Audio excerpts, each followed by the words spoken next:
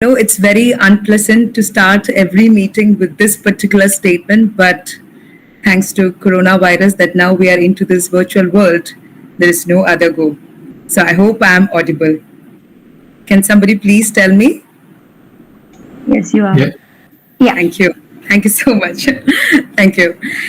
So ladies and gentlemen, we have all gathered here for the first phase of SheSpire, the most awaited, the most gala moment, a promotional event of YUGMA 2021, where we have none other than the iconic Dr. Hanna Paulose as the guest speaker to talk about the host, YUGMA 2021. It is a techno-cultural fest of 11 ASME student sections across Kerala, collaborating for the first time for the solidarity with the social obligation and team spirit they possess. And SheSpire is going to be the first promotional event, and the other one is Homo Sapiens. And this is actually a 3-day-long technical extravaganza starting on June 18th of June, and ending on 20th of June. So right now, I am reminded of, okay, my camera is off actually, sorry. So right now I am actually reminded of a quote which was once shared by Dr. Murli Tumarkudi on Facebook, and he is here with us in this evening, in this meet, to grace the occasion with his esteemed presence. So thank you, sir. And the quote goes like this: if you want to select a leader with good leadership, go for a person with integrity, because expertise can always be hired. And today, in the first phase of SheSpire, we are so blessed and privileged and honored to have a woman of substance with immense integrity and, of course, expertise as well, none other than Dr. Hanna Paulose. Please join me in welcoming Dr. Hanna Paulose to our session, guys. I hope you all are applauding there, and I can imagine that. I now invite Twinkle Abraham to deliver the welcome address. Hello, everyone. Hope I'm audible. Yeah, thank you, Gopika. So, a very hearty welcome to one and all present here. Life has no limitation except the ones that you make. We have one such exceptional person who did not set any limits on her achievements.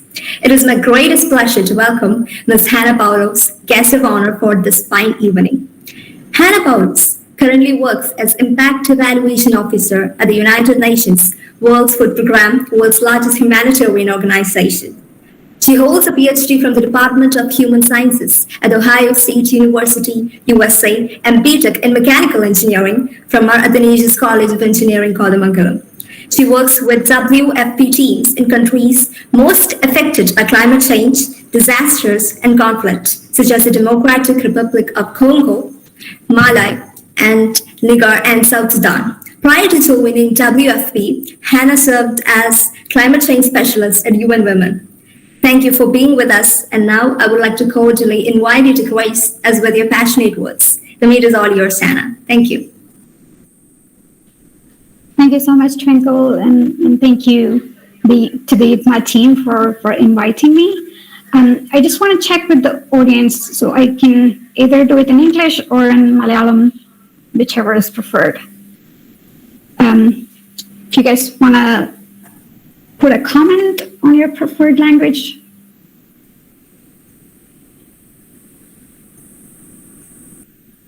I don't see any, so I can switch. Okay, Malayalam. Okay, I can switch back and forth. Thanks, everyone. So first of all, thank you so much again. I think it's a rare opportunity and an important one to bring together aspiring or to be engineering female students from across Kerala. So I feel quite privileged to be part of the event. ഇതുപോലത്തെ ഒരു പ്ലാറ്റ്ഫോമിൽ share ചെയ്യുക, experiences share ചെയ്യുക, നിങ്ങളുടെ അടുത്തുനിന്ന് news കേൾക്കുക എന്നുള്ളത് തന്നെ ഒരു പ്രിവിലേജ് ആണ്. സോ ഇതുപോലെ തന്നെ വർക്കിംഗ് വിമൻ പരസ്പരം സപ്പോർട്ട് ചെയ്യുന്ന നെറ്റ്വർക്ക്സ് കൂടുതൽ ഉണ്ടാവണം എന്ന് ആഗ്രഹിക്കുന്ന ഒരാളാണ് പേഴ്സണലി ഞാൻ. So it's really great to have these initiatives coming up. Since I got such a wonderful introduction, I will keep my opening remarks short. So but just to introduce myself and give a little bit of background. World Food Program Impact Evaluation Officer work World Food Program UN agency, specialized agency. എൻ്റെ വീട് കേരളത്തിൽ തന്നെയാണ്. ഞാൻ ജനിച്ചതും വളർന്നതൊക്കെ എറണാകുളത്താണ്, മഴവന്നൂരാണ്. എൻ്റെ പഠനവും അധികവും മഴവന്നൂർ തന്നെ ആയിരുന്നു. 10ാം ക്ലാസ് വരെ മലയാളം മീഡിയത്തിൽ പഠിച്ചിട്ട് പിന്നെ 11th 12th സ്വിച്ച് ചെയ്യാണ് ചെയ്തത്. അത് കഴിഞ്ഞിട്ടാണ് ഞാൻ പിന്നെ കോളേജിൽ ചേർന്നത്. So I got my B.Tech in engineering, mechanical engineering from Athanasius College, Kothamangalam. So those 4 years have been quite critical in sort of understanding the opportunities outside the college and different career paths, but also sort of making networks that are beyond your own immediate peers and teachers. So I'm really grateful to the college, my peers in the college, as well as the teachers for the experience. So Athanasius, I went to the US for my Ph.D. I did a Ph.D. from the Department of Human Sciences at the Ohio State University. So I think ഞാൻ ഒഹായോയിൽ spend ചെയ്ത PhD സമയം ഒരു 3 to 5 years ആണ്. 2013 to 2018 ഞാൻ അവിടെ ഉണ്ടായിരുന്നു. It has given me quite a lot of insights into how different academic systems are in different countries, and how can you organize academics in a way that facilitates interaction between different streams. So as a PhD student, I really enjoyed being able to take courses from whichever department that I wanted to, that I liked to. So we had departments of arts and dance to nuclear engineering, all sort of coexisting in the same campus. So it was a really good opportunity to explore what you like. So I could essentially build my own PhD curriculum because I had that freedom. And I feel we have a lot to learn from some of the education systems that exist outside India in that sense. പിന്നെ അത് കഴിഞ്ഞിട്ട് എൻ്റെ PhD ചെയ്തപ്പോൾ തന്നെ ഞാൻ ജോലി ചെയ്യുന്നുണ്ടായിരുന്നു as a graduate teaching associate. So that was part of my scholarship. So that was also another learning experience for me. I mainly taught bachelor students, but they were all already full-time working and sort of funding their education by themselves. So I think the 3 years I spent teaching them, I learned a lot from their side. So that's basically my formal education, if I might call that. And after that, after finishing my PhD, I joined UN Women as a climate specialist. So essentially, there is a team within UN Women which looks at how climate change or biodiversity degradation or sort of land degradation affects women and girls disproportionately. So the idea is that because women are already discriminated against by existing social structures, they often don't have land rights, they have less access to education or financial support or health issues, so health services. So because of these existing structures, any climatic events or natural disasters would affect them disproportionately. So the team I was working with was studying how women and girls are affected differently in different countries, and what are the mechanisms that are needed to address these issues. So it was sort of a different angle to environmental science in which I did research during my PhD, but quite relevant. And then it was in 2019 that I moved to WFP, the World Food Program. And here also I'm essentially in the role of a researcher. So I kind of support program teams to understand how in different countries we could identify the most vulnerable people and get them support at the right time and at the right support. So as you would already know, World Food Program is one of the largest humanitarian agencies. So WFP's operations are mainly in areas which are affected by different types of shocks. It could be a natural disaster, or it could be a conflict, or a slowly evolving disaster like a drought. So I mainly support program teams in sort of improving these programs to make sure that we are reaching the right people with the resources that we have. So that's a very, I think that's in a nutshell how my journey has been so far, and where I am right now. I think I would pause there and maybe hand it over to Gopika so we have a bit more time for discussions. Gopika, you're on mute. Sorry, ma'am. We do have a lot of interesting questions coming up regarding the academics and also the work culture there. So do you want us to jump into that? Sure, why not? Okay, so I think Shaista here is ready with the first question. Hello, Anna. Hello? Yeah, I can hear you, Shahista. I'm audible, right? Yeah, okay. So obviously our first question will be like about your engineering.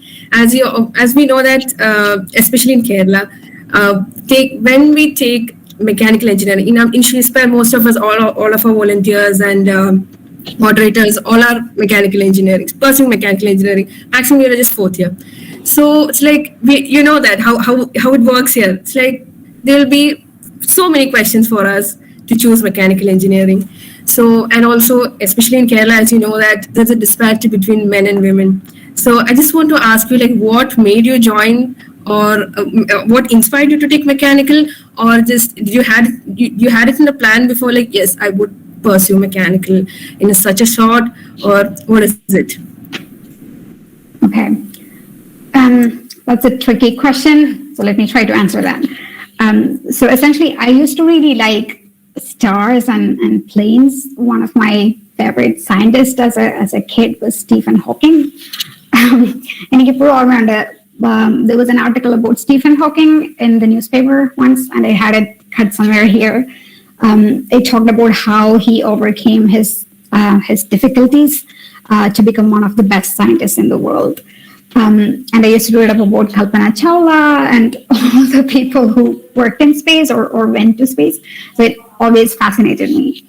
And I wanted to pursue, at that point in time, I wanted to pursue a career in aerospace engineering. And I looked around, and with the limited understanding that I had, I thought, okay, if I do mechanical engineering, that's the closest thing you could get to aerospace engineering. So that was what I had in my mind. It wasn't anything beyond that. I think it took me a few years to understand that aerospace engineering is much more complicated, and you could get there in different ways. But then by then I had lost that passion, I must say. So that's what essentially made me choose mechanical engineering. And I hear you. The moment I said that I want to pursue mechanical engineering, there were a lot of questions. ഇപ്പൊ എന്തിനാ പെമ്പിളേര് കുറവായിരിക്കില്ലേ, teachers ഇല്ലല്ലോ, ബുദ്ധിമുട്ടായിരിക്കില്ലേ, മെഷീനിലൊക്കെ work ചെയ്യണ്ടേ, അങ്ങനെ കുറെ questions വന്നിട്ടുണ്ട്. Even ജോയിനിങ്ങിന് ചെന്നപ്പോഴും when we were at the admission, on the admission day also, I got lots of questions. And I think it might be a bit silly, but if you hear a lot of people opposing you, you just feel like you have to do it then. So I anyway stuck with it, and I'm kind of glad that I did. There is no right answer to this, so I'm just sharing my experience.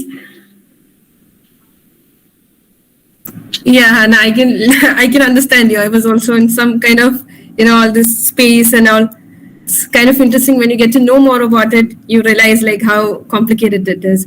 So after coming to mechanical, like suppose you will have some interest in the subjects that you learn. So after your engineering, after your BTech, you just made into a versatile kind of career. So what made you inspired to take in such career, or just to follow up this career which you have chosen right now? Yeah. So I think the first 2 years I was very much focused on the engineering part of it. But I think by the time I got to the final year, I was really glad that I have this technical expertise or specialization. But beyond that, I wanted to work in an environment which is a bit more connected to the issues that we face as a society, and that also connects me a bit more to people. So that's kind of why I wanted to make sure that I need some social sciences component in my higher education. And that's sort of why I went for a more, I would say, diverse topic for higher education. I did my research in environmental science during my PhD. But the good thing, as I mentioned, was because Ohio State had this opportunity for me to take as many courses I want, it was really helpful in making sure that I took courses from the natural sciences. I took courses from the social sciences department, and I had a couple of courses from the business side of it. So I really got to understand different aspects of environmental science and talk about it from different perspectives. So I feel like it's, as every one of us should have an opportunity to have some kind of social sciences training. It really helps us to connect all the technical stuff that we are learning with the needs in the society and our lives better. Yeah, that was a wonderful answer. I think I'll hand over to Ashwati for the next question. Hello, Anna. Hey, Ashwati. Can you hear me? Yeah, Ashwati? Hello? I can hear you well. Okay, fine. So, I just want to ask you about your first engineering project, and also you got a chance to present a paper in Tokyo. So, can you share some experience and also about your project? So the first project that I worked on was essentially a review of, again, flight control method, a particular type of flight control method. So what do you do if your normal flight controls are lost? So this again stems from my initial interest in aerospace engineering. It was nothing really new. It was a review paper. So I was in my I think second semester of engineering. അപ്പം ആ സമയത്ത് യൂറോപ്പിൽ research ചെയ്തുകൊണ്ടിരുന്ന ഒരു masters ചെയ്തുകൊണ്ടിരുന്ന എൻ്റെ ഒരു അടുത്ത സുഹൃത്തുണ്ടായിരുന്നു. So he kind of, through him, I tried to read up a bit more on different aspects of aerospace engineering. And so I started reading papers and stuff like that, even though I did not understand a lot. So he's the one who introduced me to the concept of academic conferences. So അതൊരു നല്ല networking opportunity ആണ്. So ആ ഫീൽഡിൽ work ചെയ്യുന്ന കൂടുതൽ ആളുകളെ നമുക്ക് പരിചയപ്പെടാൻ പറ്റും. ആ ഫീൽഡിലെ ലേറ്റസ്റ്റ് ആയിട്ടുള്ള ഡെവലപ്മെന്റ്സ് എന്തൊക്കെയാണെന്ന് മനസ്സിലാക്കാൻ പറ്റും എന്നൊക്കെ എനിക്ക് പറഞ്ഞു തന്നത് എൻ്റെ സുഹൃത്താണ്. അങ്ങനെയാണ് ഞാൻ ആ സമയത്ത് വായിച്ചുകൊണ്ടിരുന്ന ഈ ത്രോട്ടിൽ ഓൺലി കൺട്രോൾ മെത്തേഡ് എന്ന് പറഞ്ഞ ഒരു കൺട്രോൾ മെത്തേഡിനെ കുറിച്ച് ഒരു റിവ്യൂ എഴുതിയത്. അപ്പം അതുവരെ ഈ പേപ്പർ ഒക്കെ പ്രസന്റ് ചെയ്യാന്ന് പറഞ്ഞു കഴിഞ്ഞാൽ എന്റെ മനസ്സിലുണ്ടായിരുന്നത്, okay, you have to find something new, you have to make a discovery and present it. പക്ഷെ when I started doing it, I realized that a lot of times sort of gathering all the research that's done in an area and presenting it systematically is also important. So every research project sort of starts with a literature review. So അത് റിസർച്ചിനെ കുറിച്ച് നമുക്ക് research methodologies ഒന്നും അറിയാത്ത ഒരാൾക്ക് research interest ഉണ്ട് അത് start ചെയ്യാൻ ആണെങ്കിൽ ഈ റിവ്യൂ പേപ്പേഴ്സ് ഒത്തിരി നല്ലതാണ്. സോ അങ്ങനെയാണ് I started sort of digging into throttle only control methods and pulled in all the research that was done on the topic and developed a review paper. അപ്പം ഞാൻ അതിനെക്കുറിച്ച് വായിച്ച് പഠിച്ചുകൊണ്ടിരുന്നപ്പോൾ തന്നെയാണ് ഈ ടോക്കിയോയിൽ വെച്ച് നടക്കുന്ന ഒരു എയറോസ്പേസ് ടെക്നോളജി കോൺഫറൻസിൽ പ്രസന്റ് ചെയ്യാനായിട്ട് പേപ്പേഴ്സ് ഇൻവൈറ്റ് ചെയ്യുന്നുണ്ടെന്ന് നോട്ടിഫിക്കേഷൻ കണ്ടത്. അപ്പം അങ്ങനെ പേപ്പർ അയച്ചു. കോളേജിൽ ഒരു പ്രൊഫസർ ഉണ്ടായിരുന്നു, എന്റെ തന്നെ തെർമോഡൈനാമിക്സ് പ്രൊഫസർ ഉണ്ടായിരുന്നു, സജി എന്ന് പറഞ്ഞിട്ട്. He also helped and mentored a lot. അത് കഴിഞ്ഞിട്ട് 2-3 months കഴിഞ്ഞിട്ട് അക്സെപ്റ്റ് ആയെന്ന് പറഞ്ഞിട്ട് മെസ്സേജ് വന്നു. Okay, I can switch between English and Malayalam if that's okay. So I think until then everything was okay. There was no issue with me doing research or doing applying to conferences and stuff. The real challenge started when I got accepted to the conference. So it's quite far. Tokyo is quite far. I have never traveled on an aeroplane. എൻ്റെ ഫാമിലിയിൽ ഒത്തിരി tension ഉണ്ടായിരുന്നു, ഒറ്റയ്ക്ക് പോകണം, travel ചെയ്യണം. പിന്നെ family accept ചെയ്ത് കഴിഞ്ഞാലും എല്ലാവരും ചോദിക്കല്ലോ, ഓ മോൾ ഒറ്റയ്ക്ക് പോകണല്ലോ, അവിടെ വരെയൊക്കെ വിടാമോ, അതിൻ്റെ ഒക്കെ ആവശ്യമുണ്ടോ? So it was quite a challenging time for me to get everybody on board, and first of all for me to decide that I should be going. So that's when I started talking to my friend, and I was like, this seems too challenging. Should I do it or should I drop it? So what he essentially told me is like, if you don't do it now, you're never going to do it. So just go, even if you're taking a loan. And that's when I was like, okay, what if the next time an opportunity comes and I still have to pass it? If I don't try to at least do it, I would never do it. So I got some partial funding through my college and my school.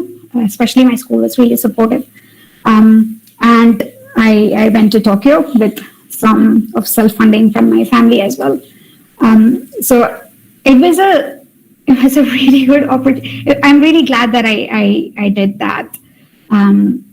And that was kind of my first project story. And that did help me with networking, because the first internship that I did in the Indian Institute of Science, it happened because I met a professor at that conference who was interested in the kind of the paper that I presented. So I think it does help. Moreover, it helped me sort of gain the confidence that you could practically just get on a plane and go anywhere, and being a girl doesn't stop you from doing that.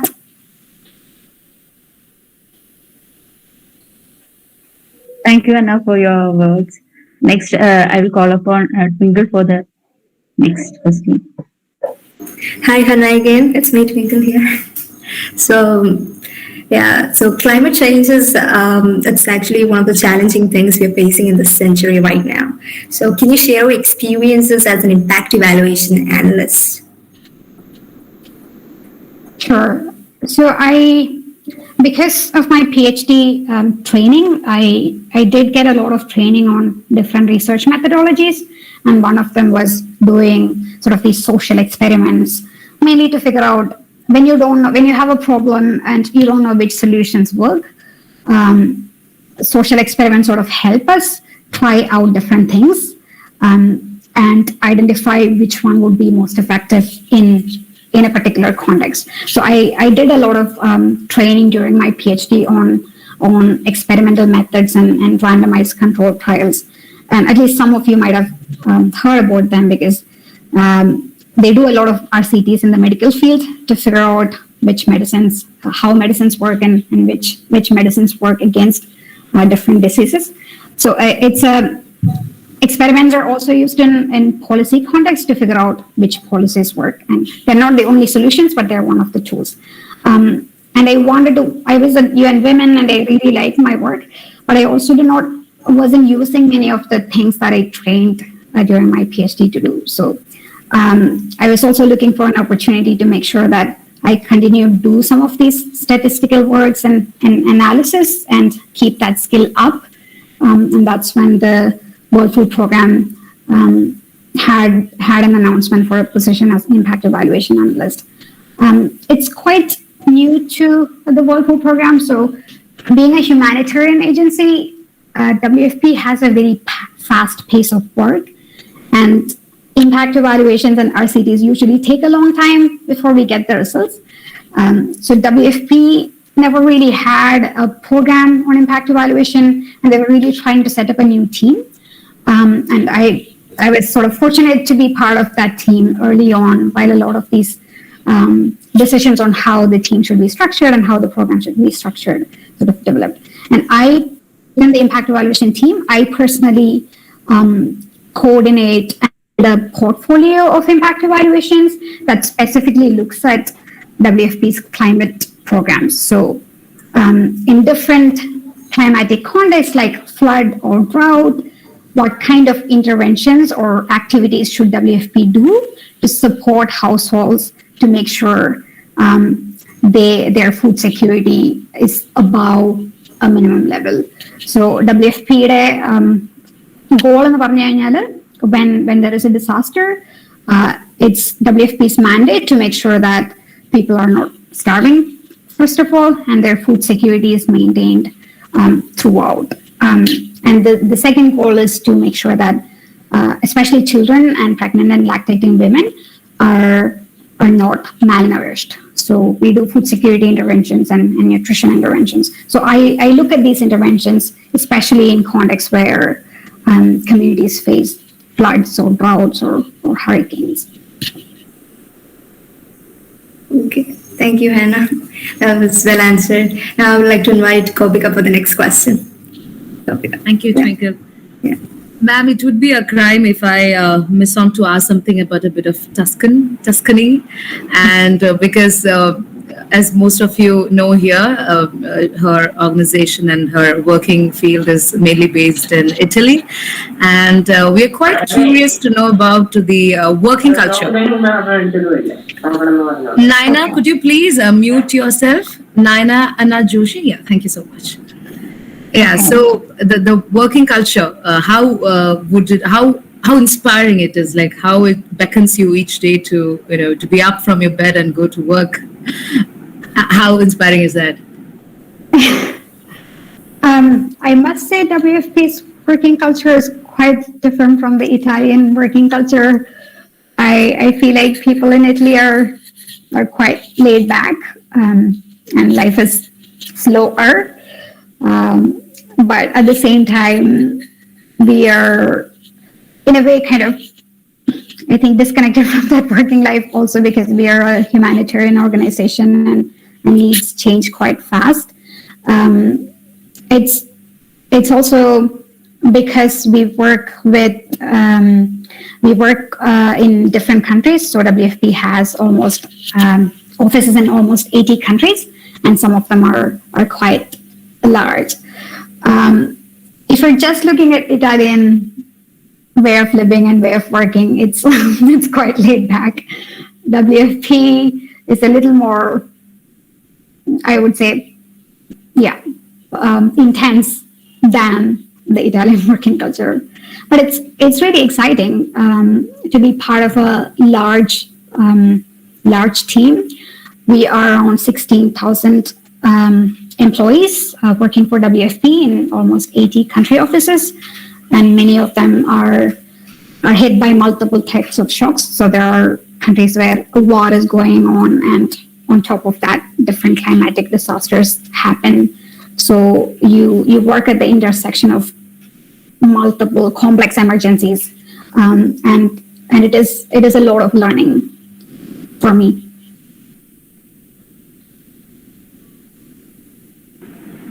That's great. That's so intriguing. Thank you so much, ma'am. I now call upon Ida for the next question. Hi, ma'am. Hi, Ida. Am I audible? Yeah, I can hear you. Okay, ma'am. I have a question that there's an increase of women pursuing higher education globally, but there is a gender gap in employment rates nowadays. Okay, so can you, ma'am, can you say the ratio of male to female in your workplace? Yeah, sure. So at WFP, based on the last evaluation of WFP staff members, which happened last year, women were around 38% of WFP's workforce, and it actually went up from 32 to 38. So it was 32 previous year and went up to 38. It is still quite low. I mean, we don't have gender parity. And the organization has already sort of acknowledged it's a UN-wide phenomenon that you don't have women at at higher positions, especially. And it's not a UN thing. If you look at any industry or any sector, you wouldn't find a lot of women at a higher positions. So that is something that there are a lot of initiatives happening within the organization to train women and make sure that they're more represented at the higher level. But I think we are still not there yet. In fact, if you look at a UNESCO report which came out, I think it was last year or a couple of years back, it was called Cracking the Code, Girls and Women's Education in Science, Technology, Mathematics and Engineering and Mathematics.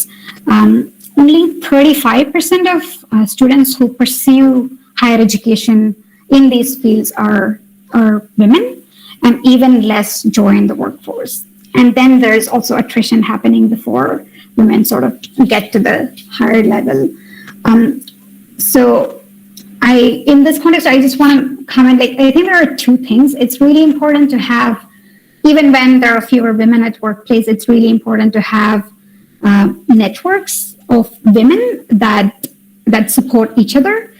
But I think it's also important to have, to bring men into the solutions and to make sure that they're also part of these discussions and are aware of the problems and are part of the solution. Because most of the higher positions are still occupied by men, and I don't think we can have a solution that does not involve them. Thank you, Hannah. Now I will call Archana to ask next question. Sure. Hi, Hannah. Can you hear me? Yeah. Hi, Archana. Hi, ma'am. I want to ask, ma'am, you have traveled a lot and have many experiences in your life. So can you tell us one of the biggest challenges faced by you? Okay. Okay, it's difficult to pinpoint one, but I do feel that the time, and this is sort of the next phase in life that you're probably looking at, many of you are probably looking at. I feel after 21 years, and when you're in your 20s, that's also a time when we do have a lot of challenges. So that's a time when we are trying to figure out what kind of education we should pursue, and really trying really hard to establish yourself in your career and profession. And it is a lot of effort, at least in the early phases of your career, to make sure that you have established yourself as a professional. So a lot of work needs to go into that when you are in your 20s. And it's also a time when, especially for girls, we get a lot of pressure to get married and sort of settle, quote unquote, from family and outside family. So I think that's a challenge that we all face. In my context, 2-3 specific challenge. One of them was this pressure from everyone for me to get married and sort of have a family. At the same time, I was pursuing a Ph.D.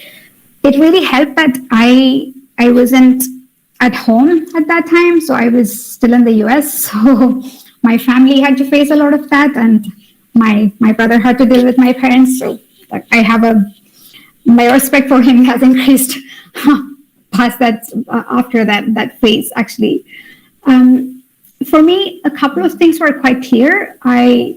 Financial independence was quite important to me, so I do not want to get married before I start earning and I'm comfortable managing income and make decisions about how to spend what I earn. Second thing is, even after getting a job, I really wanted to make sure I am putting in that effort early on in my career. I didn't want to make any sacrifices at that point in my career. So I didn't want to get married before I was ready. So obviously this is a lot to process and discuss with family and the society. I think the second problem that I face is more of a perception. So in our society, it's very common to sort of limit women's identity to your cooking skills or your your ability to manage a household. And it's not overnight. You get trained as girls to think about the day you have to go to some other house. So you might all have heard at some point this phrase, witty and all of that. So it sounds very innocent and less harmful, but if you hear that 10 times as a girl, then instead of thinking about going to space and building cars, you start thinking about the exam you need to pass when you get to another house. And that really changes your goals quite a bit. And it took me a long time to unlearn that. Like, it took me a long time to convince myself that it's not just my job to cook for everyone in the family and clean a household after I get married. Like, this is a joint effort. This is a joint responsibility. And my identity doesn't get tied to this. And if there are women who wants to choose that path, that's absolutely their choice. But this is also my choice. So these were some of the things that I had to navigate. Around the same time, I was figuring out my Ph.D. and figuring out my career, etc. And I just want to say, like, it would feel quite exhausting if you're fighting with everybody you love every single day you call. It's quite exhausting. And you would feel like, let me just go along with what everyone wants. But it's worth those fights. My approach has been like, okay, if I do what I don't want to do right now, would I be happy about it down the line? And if I'm going to regret it, I'm probably going to be grumpy and make everybody's life miserable. So it might be best that I just make them unhappy now so that they can be happy later. Yeah. I know that's quite a bit and long-winded way of answering the question. Thank you so much, ma'am. It's really hard to hear your words. I think Mamta can speak. Hello, Hanna. Oh, hi, Mamta. Can you hear me? Can you hear me? Yes. I would like to ask, what would you say to the girls in school or college who may be considering engineering as a career choice? Okay. Yeah. First of all, I do think we need more women in science and technology and engineering. We need more women coding our applications. I think we need more women building safety equipments that also cater to women's needs. So welcome. I would encourage more people to take up this field. Professionally, I feel that it's okay not to have a clear goal or clear career path when you start out. For me, engineering time and even PhD time was a time when I tried a lot of things and sometimes figured out that I did not like them. So you should definitely try a lot more things before setting onto one. So it's okay not to have like a clear path until your retirement, right when you start off. But there are things that you could do to increase your opportunities down the line. So it could be joining or being more engaged in your own professional networks like this. It could be engaging more in the community. It could be doing specialized trainings or internships that would advance your understanding in a certain field. And these are useful because they kind of help us build a network and understand different perspectives beyond what you hear in the class. What I also find quite useful is having mentors right from the beginning. So I really benefited quite a bit from having good friends and family members who had a lot more exposure than I had in the world, and different experiences. So I would suggest trying to identify mentors and have them, if possible, right from the beginning. And you don't have to know everything before you can be a mentor. So a senior can be a mentor for a junior, and they both of them can still learn a lot from each other. the other thing is when we as a society face challenges like a COVID or a flood, that is when we can differentiate. That's when we understand a bit more how individuals respond to these situations. So what do we contribute to the society when the society faces a challenge like COVID? What would be your COVID story? How did you, what did you do to make your own and others in the community feel better? So it doesn't have to be being out there always and risking your life always, but it could be things that you could do online, or online support groups, or online coordination of essential services, for example. So it's always good to think about like how you would contribute and what would be your story when we face something like this, and that kind of sets each one of us apart, I guess. Last thing I think I would say is I benefited a lot from living by myself and traveling by myself. It was my first time when I went to Ohio that I started living by myself. It was my first job. So I think that's also a phase in my life when I realized that I am responsible for making decisions about my life. Like, how do you spend your salary, or where should I live and work, and what kind of career should I choose? And because of the conditioning that we have, it takes some time for us to internalize that. So it took me a lot of traveling by myself and doing things by myself and making many purchasing mistakes to realize that this is my life and my responsibility. And living by yourself really helps you realize that and give you that confidence. The second thing is traveling by yourself, or in general traveling. All of us in our family like to travel quite a bit, so we have gone to as a family to places as a family just by hopping on a train or a bus quite a bit. But traveling by yourself is for me, it has been quite helpful to sort of face situations that you don't expect and have that courage to do it again. And it kind of takes away that fear for uncertainty to an extent. So that has always been helpful.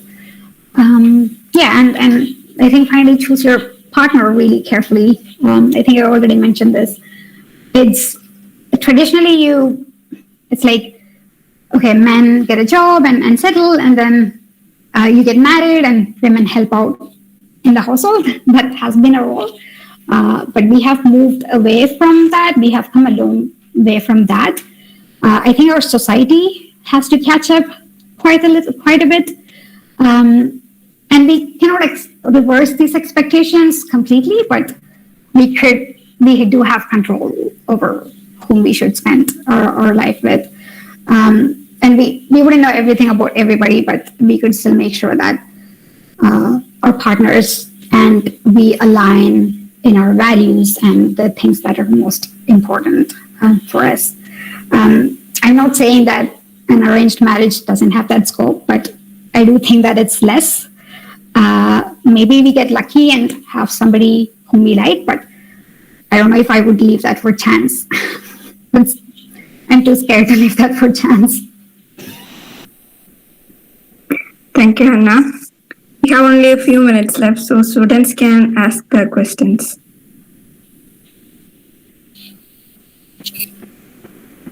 I could see the organization team, the WhatsApp groups we have for the organization teams and the SheSpire team. They were just chats were flooding in appreciation to how rightly and aptly we selected our guest speaker. We're so proud of you, ma'am, of all that you spoke to us. It's really truly empowering. Something that we always wanted to voice for. It's so relatable. So now the floor is open for the questions from the audience, and I think Ashwati and Shaista will be taking the lead. But to begin with, I think we have Harita Venu. Hi Harita, could you please unmute yourself and ask the question? Hi Hella. I would like to, can you hear me? Yeah, I can hear you. Actually, I'm not from an engineering background, but I'm a research scholar from the social science field. I would like to know the opportunities in UN for a social science student. Okay. I think UN is quite big. It has all kinds of divisions, from a humanitarian organization like the World Food Program to divisions that deal with space-related issues. So it's quite wide in the set of activities and the set of mandates UN has. What I've felt and what I've found out from my experience is it's less about what you're studying right now, but more about where you're studying and how you're enhancing your profile in addition to your studies. So how do you broaden your horizon beyond your classroom and your immediate college? So I found it really helpful to make sure that I contributed to the community activities while I was studying. I also sort of did a couple of internships before I got my first internship. It was actually with Murali in Geneva. So I think when I did my PhD, every January I would start looking for internship opportunities, which are for June to August. And you expect most of your applications to get rejected. I used to have an Excel sheet which had all the applications I made and all the rejections I got, and there were in hundreds. But so it really helps to sort of widen your profile a little bit while you're studying. And I think the position right now I have, or the experience that I've managed to get at UN, it was sort of an accumulation of the exposure and the experience I got over time during my studies. So I'm sorry there is no one answer to this. My suggestion would be to network more, identify more opportunities. It doesn't have to be in the UN first. You could still have a good internship with organizations that are doing similar work, and pursue UN at the same time. Thank you so much, Hannah. You are such a really inspiring person for girls like us out there. Thank you. Thank you. You're very kind. Next, we have one of your batchmate, a proud Mace batchmate, Siddharth Babu. If you are here, if you could unmute and ask her directly your question. Hello. Hello, can you hear me, Hannah? Yeah, I can hear you. Yeah, so my question to you is, knowing you were one of the few people in our batch to go beyond the classroom and understand technology more deeply, pursue excellence in that field. You were never a university topper or anything, which is generally the way people are judged based on, is she a good student or whatever.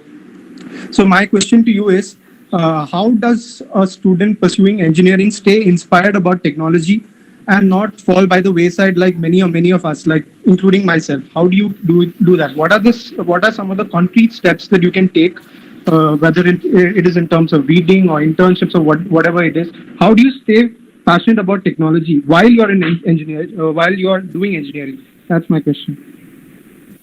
Okay. Thank you, Siddharth. Siddharth is actually a batchmate and a very good friend of mine. So I'm happy that he joined.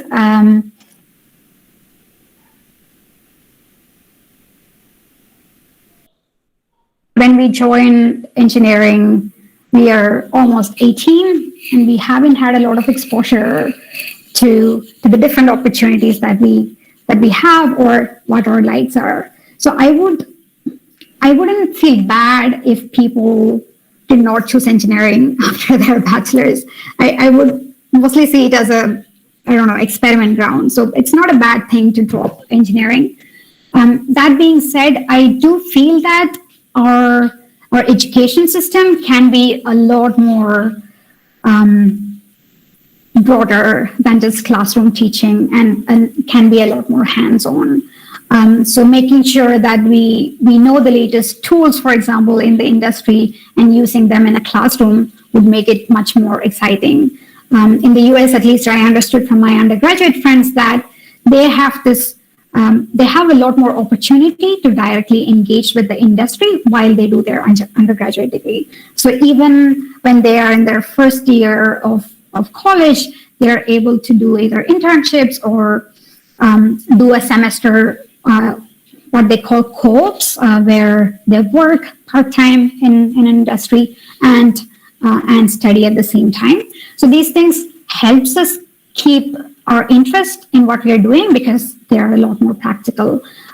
What I've also noticed is a lot of these departments in at least the US schools, that's the system that I'm most familiar with outside of India. They have tie-ups with the industry, and they have ongoing projects that are happening in the university labs. So even as an undergraduate, you're able to get you have a lot more exposure to how what we're learning is applied in the real world. I had a friend who was studying nuclear engineering, and she, in her undergraduate degree, she was doing her undergraduate, and she was managing one of the lab experiments. So having those opportunities to understand how this translates into real world would definitely help us keep our interest in technology.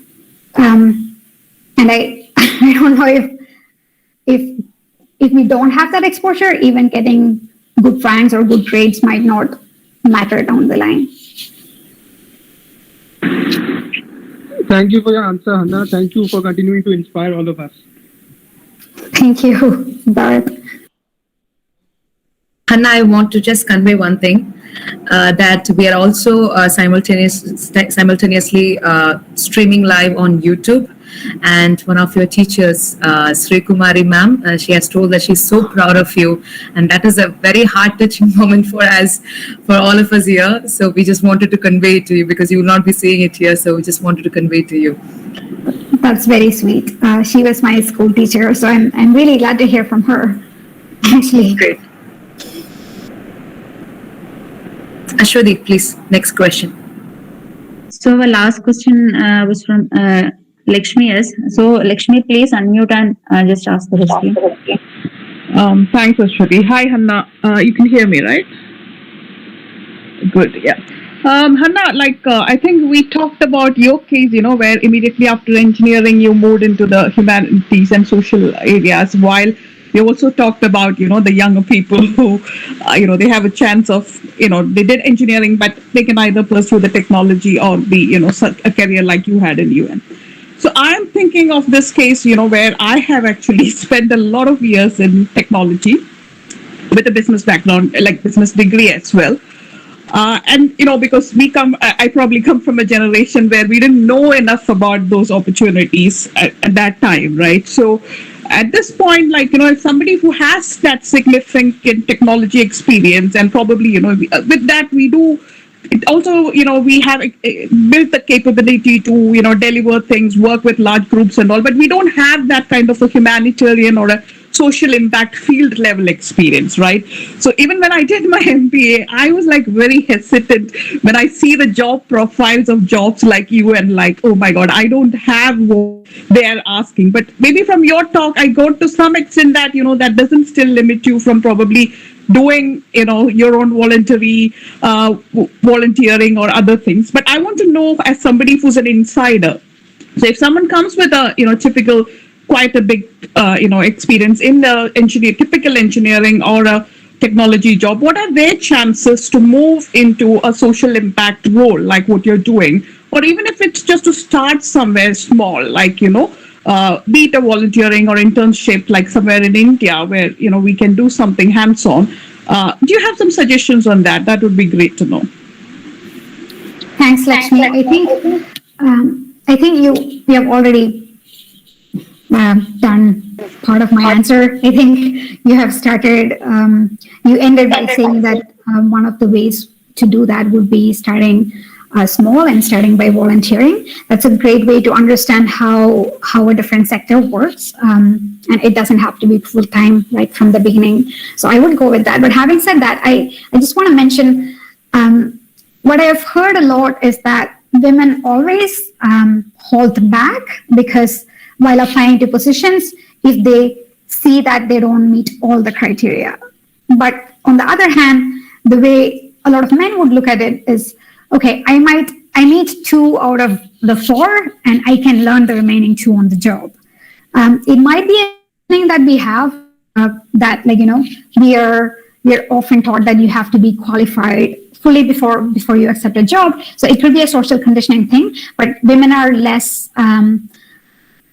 willing to take jobs where they don't feel that they're eligible for. So I would say if you meet some parts of it, go for it and apply and see if there are good responses.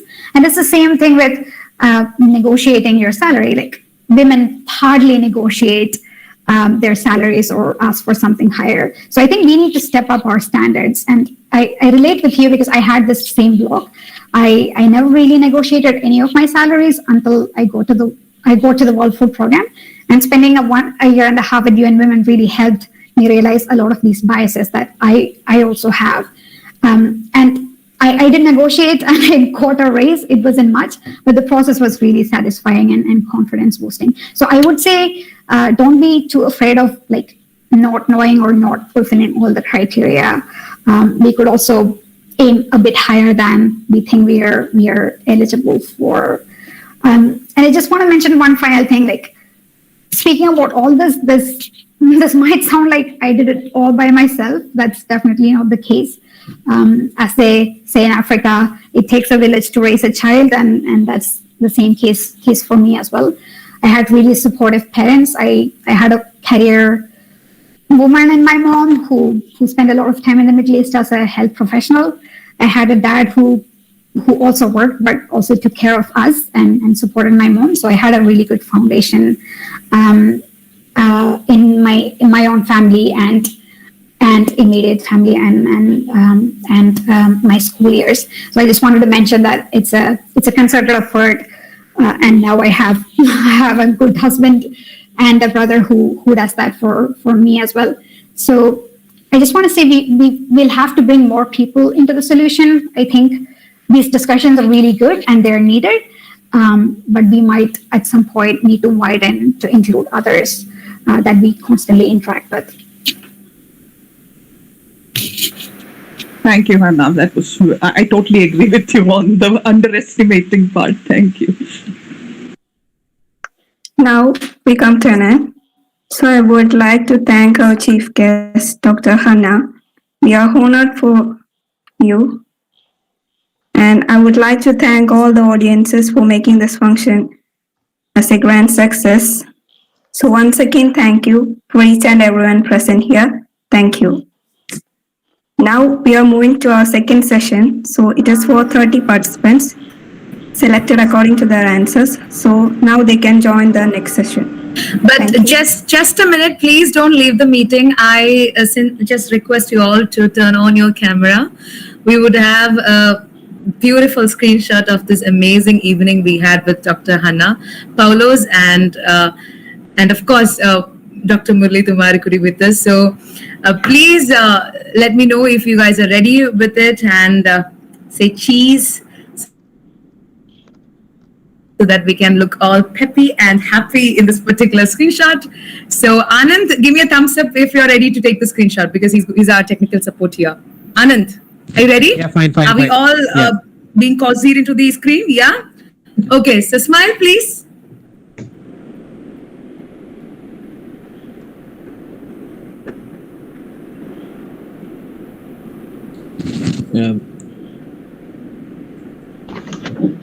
Anand, your camera is off actually. You can't take. We definitely would want you as well. Yeah. Okay, fine. Yeah. Yeah, so once again, for Anand.